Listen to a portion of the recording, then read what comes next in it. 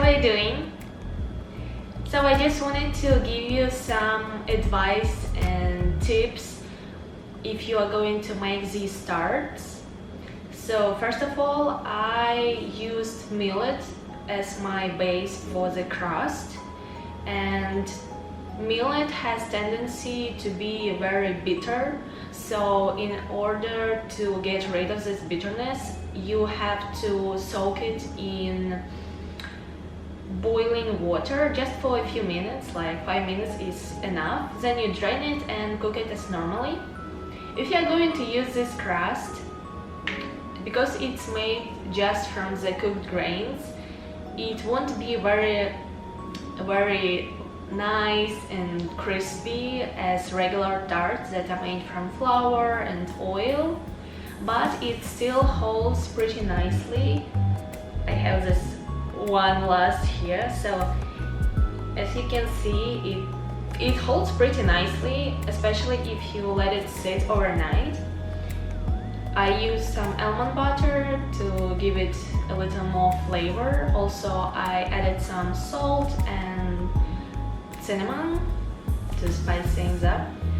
And if you're going to make this crust, I would suggest you to undercook the millet so that it was not so sticky as in my case, and I had to use some starch so it was not sticking to my hands.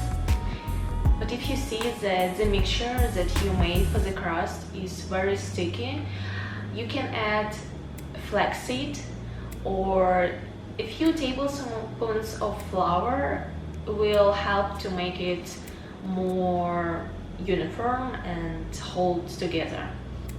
For the filling, I just use nicely baked sweet potatoes because they have their own very nice sweetness, and I used about 1.5 tablespoons of cacao powder and a pinch of salt to bring all the flavors, and also plant milk to blend it all together.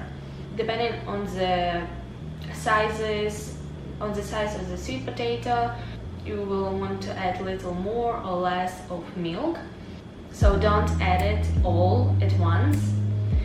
And if you want to be more decadent and more sweet, I would suggest to add some sweetener like maple syrup or maybe another sweetener that you have or like. And once your crust has cooked, it will take around 15-20 minutes depending on how thick you made it, and let it cool a bit and assemble tarts and add your chocolate sweet potato mousse to the tarts, and you can sprinkle, like I did, some coconut flakes, but you can add some cacao nibs or chocolate chips, like wherever you want it really.